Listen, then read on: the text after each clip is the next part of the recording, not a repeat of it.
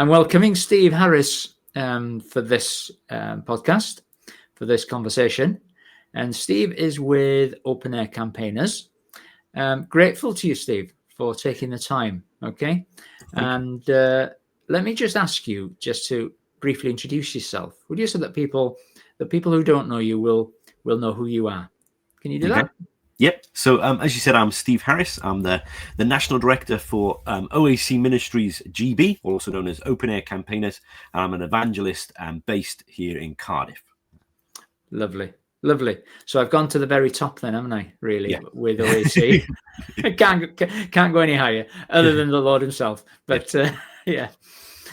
Open Air Campaigners, OAC. To somebody who has never come across OAC before, can you explain the vision and the mission? Because it's very simple, I know, but just have that clarity right from the beginning for those who are listening. Could you?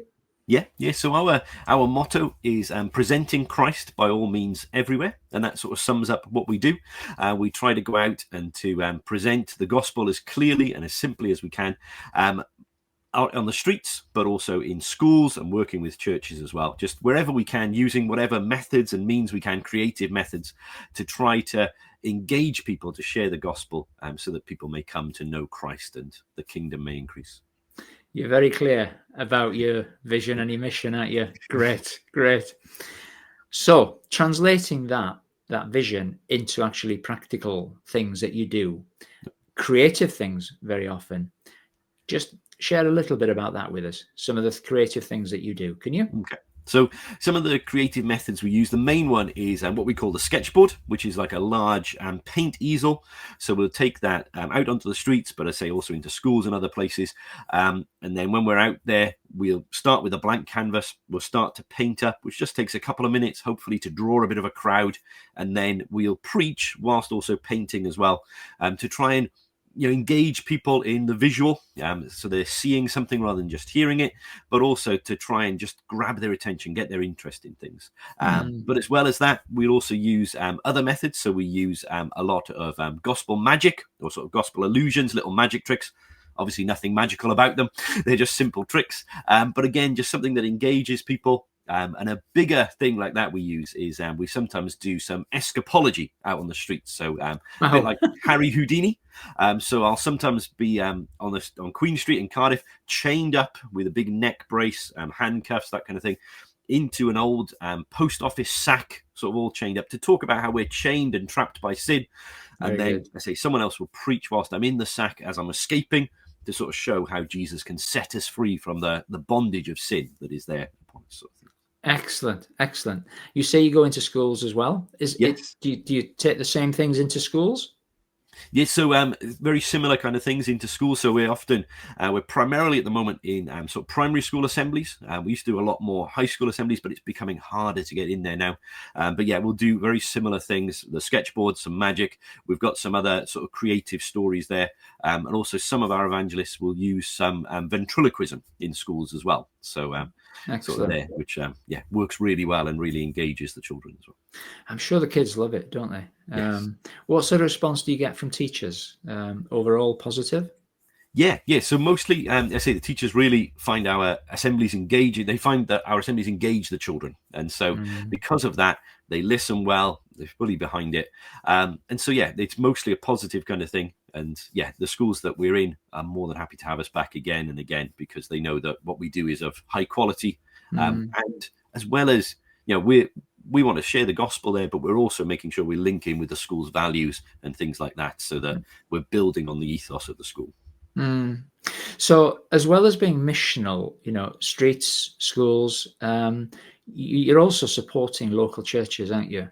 You haven't forgotten the local church sort of thing, and doing your own thing, because if I'm right to understand, supporting the local church in this area of mission is really important to you, isn't it? Yes. We expand on that for me.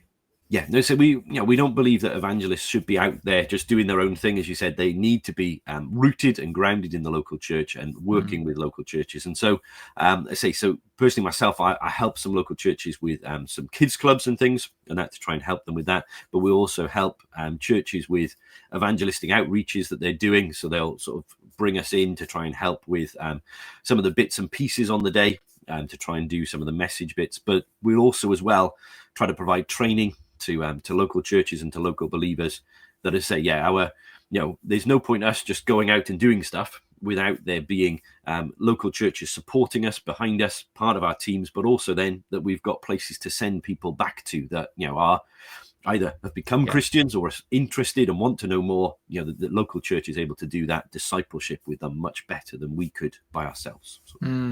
Because I suppose that's the role of an evangelist, as well as the other offices, apostle, prophet, etc., is to not do the work on behalf of the church, but to actually train up and raise up the church as a lead person in a way, and to do that training for that church to be able to take over, isn't it? Am I right to say that? Yes, I say training is one of the big focuses for a lot of what I do. I say before I was the national director with OAC, I was the training director, and so for a long time that's been a big focus of mine within OAC. And so I say we try to do training regularly to equip believers. Actually, a lot of that we now do online. That we switched to that during COVID. And actually found that we're training many more people than we ever were before, but also having a much wider reach in our training, that sometimes we've got believers from all over the world coming to join to learn evangelism training from us.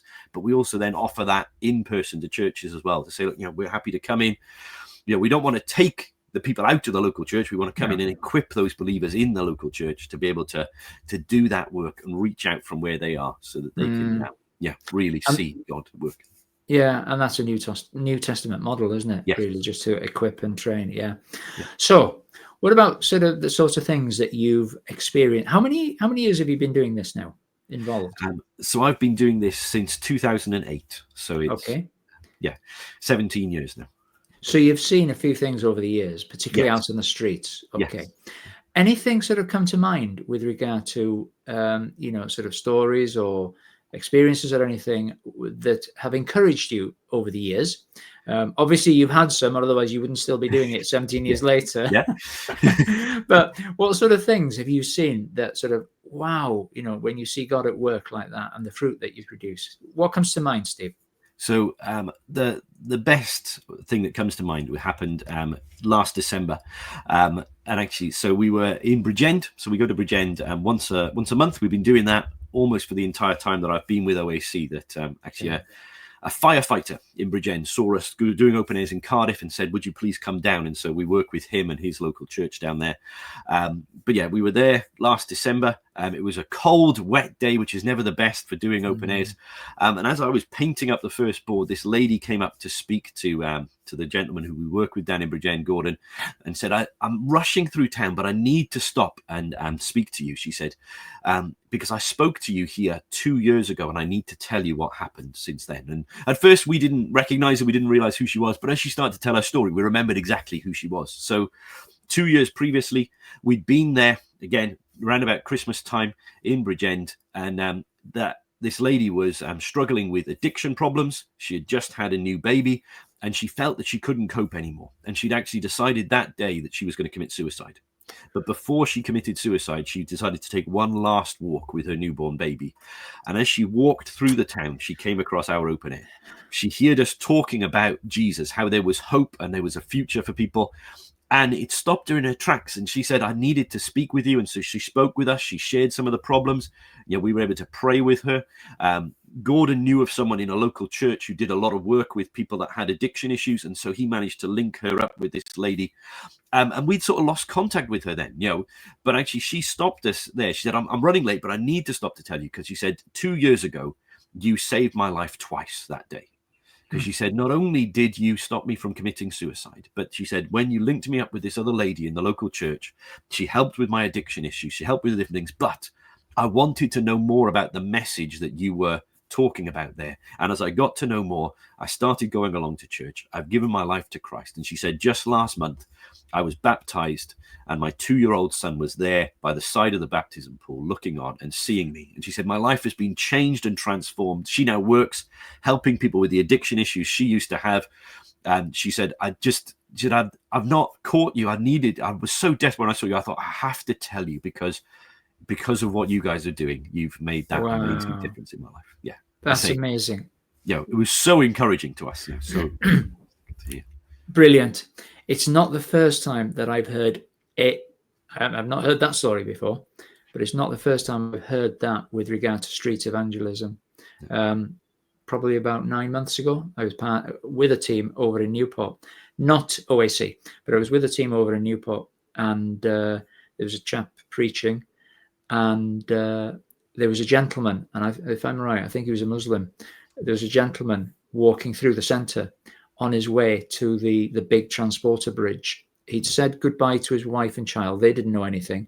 He was on his way to take his own life on the transporter bridge.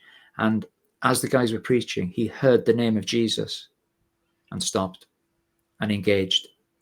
And, so the name of Jesus carries so much power. It broke, I would say that the spirit of suicide that was on him walking through, that was broken by the name, when the name of Jesus was declared. So this is powerful stuff we're talking about, and to anybody who's not sure about, preaching on the streets, etc., that is evidence, really. So I hope I was okay to share that story as well. No, Steve. of course, So when you're out on the streets, you never know who you're going to meet, and you meet people that you just would never perhaps step inside a church, even though they desperately need help. They're not looking for it in those places, and so being out there just allows us to be able to reach those that otherwise we wouldn't be able to reach. Any more? Just one more story, because obviously I'm being encouraged.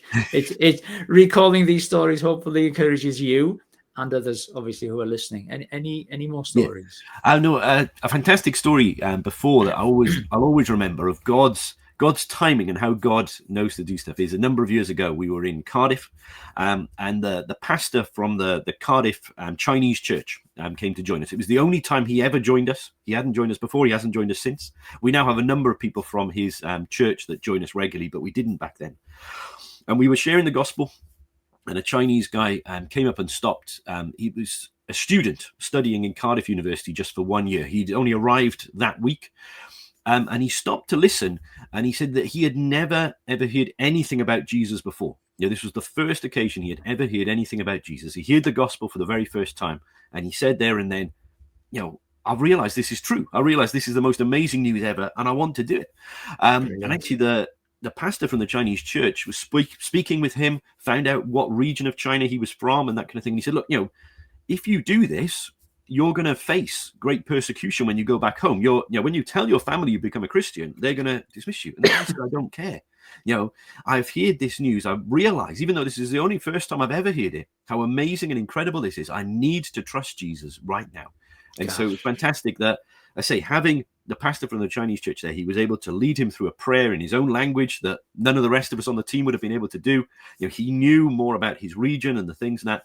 And he was able to then obviously help and disciple him through that year that he was here in Cardiff, to equip him and strengthen him to be able to go back as well. And so just to see that instance where somebody, we sort of think here in this country, people know Jesus, even though they might not understand what it's all about. They've heard the name Jesus, but to find somebody that had never heard about Jesus before, didn't know anything about it, but realized just in that moment how amazing and incredible it was and how much they needed that, and were willing to do that right there and then. And to say, just God's perfect thing of how he'd worked things together, that any other day we wouldn't have had the pastor from the Chinese church with us. It was only that one occasion he was never with us. Just the perfect day, the perfect time, just for this guy. So amazing. And I was just thinking how powerful the name of Jesus is in just breaking through like that.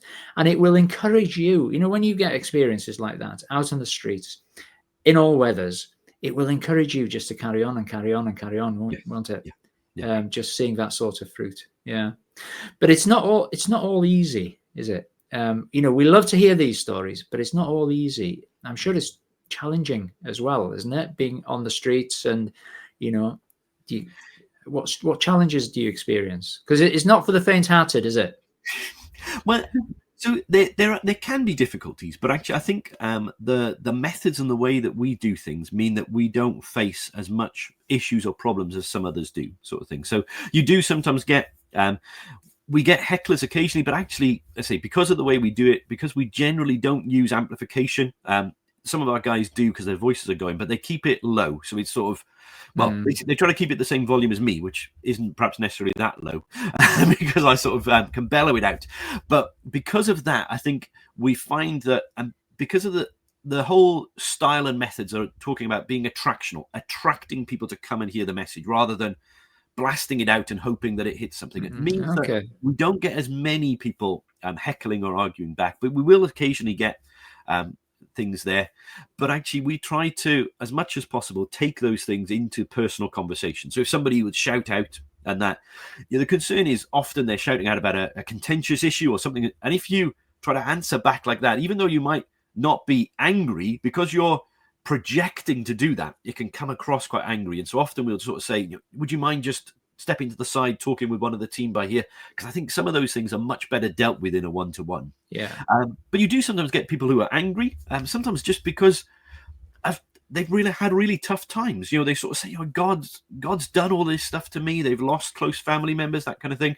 And they're angry with God. And that can be difficult. But actually, it's also a privilege to be able to be there and just try to, one of the things we try to teach people, to remain as calm as possible. If people are coming, almost slightly aggressively, just being even more calm, just to try and bring them down. And just sometimes by doing that, you have the most amazing conversations with people because you're able to get behind the reason for the anger, the reason for the issues, and different things there, and really try to find out what's going on and try to speak into that hurt and try to speak about how Jesus can, help in those situations and that kind of thing as well. Excellent. So what about, we're in a time where free speech is being suppressed, and what sort of challenges do you face from a governmental level, or the sort of law, etc.? Is that becoming more challenging for you? So for us personally in OAC, it's not something we've seen too much. I know many people will have seen videos of street preachers being arrested or harassed, or seen stories of them going to court, but actually we've not faced any issues with our evangelists, not just in Wales but right around the country as well, right around Great Britain. Again, I think part of that is because of the style and the method we use.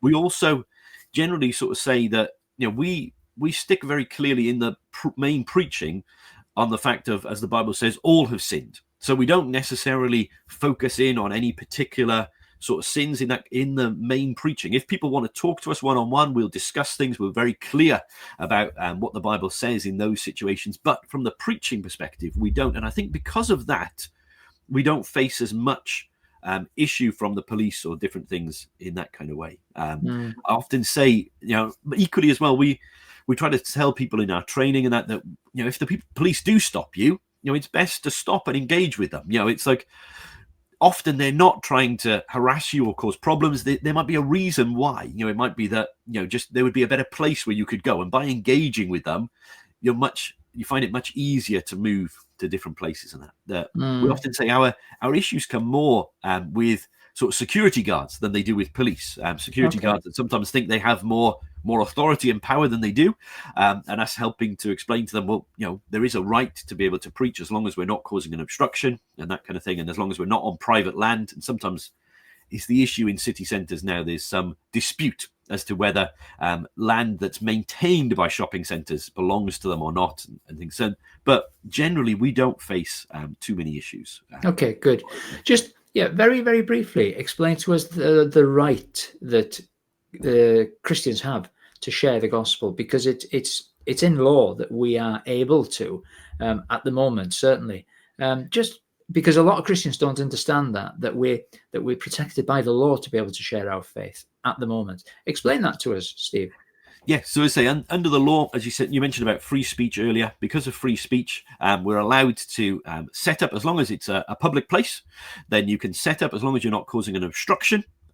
Then you can be there and you can preach. You can also, in most places, use amplification as well. I say we don't too much, but you are allowed to do that. Unless there is sort of buskers permits in certain areas, but actually most places there aren't, and so you can set up and you can preach freely, and actually it's an offence for anybody to try and stop you.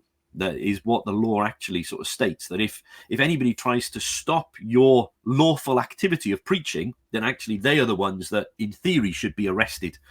However, so often in these situations, the police have to make a choice of, if there's a crowd that is starting to be riled up and cause issues, the police have to try and de-escalate the situation. And do you try to arrest a whole crowd of people, or do you try to take the preachers away from there? And so often that's why I think the police target the preachers rather than the crowd. But yes, as long as you're not causing, as I say, obstruction is the main thing that used to be something that some of our evangelists would fall foul of, because you drew huge crowds of people. Unfortunately, it doesn't happen as much nowadays, but it is one of the things we watch out for, especially when we do the escapology, because the escapology can draw a really big crowd. But again, it's just engaging with the police and the authorities that are around to try and ensure that that's the best.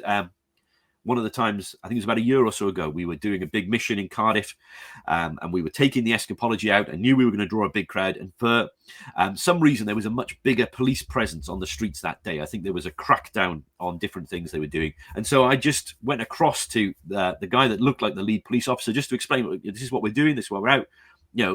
I can see there's a big police presence here.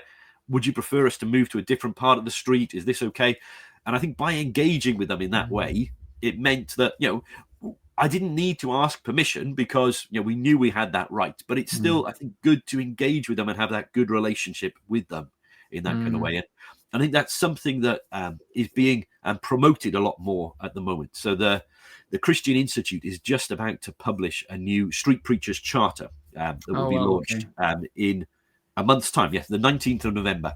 And we're one of the signatories behind that as an organization, to sort of say, and it lays out the law, but also sort of saying some good practice in there for street common sense. Use some common sense. As you say, common sense that unfortunately isn't always that common. And so, but it sort of just lays out the kind of things, the way to do things, and trying to foster that good relationship with the police rather than feeling it's an antagonistic kind of thing. Sort of saying, well, actually, how can we work together to make this the best that it can be? Brilliant. I'm just thinking there will be probably 3 sets of people, or the people watching this will fall into one of 3 sets. Okay. There'll be people watching this thinking, oh, that's interesting. Yeah. Well done, guys. Thanks for doing this. Okay. But no sort of further interest in that. But really pleased that you're doing it, and, would sort of applaud. Then there'll be another set of people who are thinking, hey, these guys are doing a great job. I need to support them in some way, either financially or with prayer or whatever, but not want to get actively involved in sort of, coming out on the streets. But then there will be a third category of people who are thinking, I tell you what, I want to link up with these guys. I'd love to be able to either go have some training, but I'd love to engage with this and be going out on the streets and sharing the gospel. So thank you to the first lot, who are applauding this but have no real interest in it. But then for the other 2 categories, Steve, people who want to support this but not confident to come out on the streets, how can they support you? So the best way would be to have a look at our website, oacgb.org.uk, and you'll find on there ways to donate either to the organization or to individual evangelists, but also ways to sign up for our regular prayer notes. So we publish prayer notes every month, sharing about the work that some of our evangelists are doing, not just around the UK, but also into Europe as well.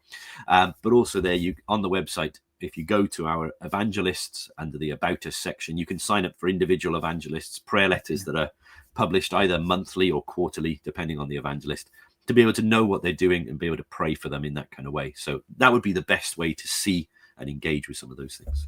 Great. And for those people who they've been stirred inside that, I'd love to be part of this. I'd love to either engage because they're used to going out on the streets, or they've moved to the area and just want to connect with you, or actually some may want to undergo some training, or there's a pastor of a church, and they're thinking, oh, okay, I need to connect with these guys and see if they can come in to train, because I know I've got some people in the church.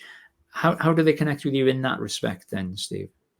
So again, if they have a look through our website, you'll sort of find some of the links there. But also, the easiest email address for me is nationaldirector@oacgb.org.uk. If you drop me an email, then I'll be more than happy to have a conversation, talk about what we can do, how we can help, how we can assist in different ways. And that, let's say a big heart of our work is training and equipping believers and training and equipping the local church. And so any opportunities we have and any way we can do that, we are more than happy to engage with that and try to help. So. Brilliant. Steve, thank you. Listen, before we say goodbye, is there anything on your heart that you want to share, that you want the viewers to hear, that will encourage them, that will bring clarity, that I haven't asked you or that you've not been able to share? Is there anything? I think the one thing I would say at the moment is that it's not just in open air work, but we're sort of seeing, obviously, with some of the research recently with the quiet revival and that kind of thing, we are seeing that out on the streets as well. We are seeing that there is a greater opening, a greater awareness. There's a greater longing to find out more about Christianity and that. And so, what we need is we need more team. We need more people that are willing to go out. There's only so much we can do ourselves. And so I'd encourage people that, as you say, street work seems scary. But actually, often I say to people that the street work is much less scary than trying to share your faith with your friends or family, because you're always a bit concerned how they might respond. Whereas on the streets, you probably will never see these people again. Mm-hmm. And so actually, it's much easier sometimes doing street work, talking to strangers than it is elsewhere. And so I'd encourage people to take that step, give it a try, come out with us, see the kind of things we do, see how, as I say, the attractional approach, I think, helps. I know 17 years ago when I first started, I was drawn to the schools work more of OAC, and I went out to do the street work because I thought, well, I'll give it a try. And it wasn't until I was out there that I realized just how much God had called me to do that and how much, I loved doing that and how great a thing it was. And so I'd encourage people, give it a try, see what it's like. And you might be surprised, but also, see God greatly at work in those places. And there's a thrill in it, isn't it? There's a thrill. Yeah. So that you don't experience anywhere else, really. Steve, thanks for taking the time. Thanks for just explaining the vision and the work so clearly. Okay, really appreciate it. Thank you so much. Okay, God bless you. Bye-bye.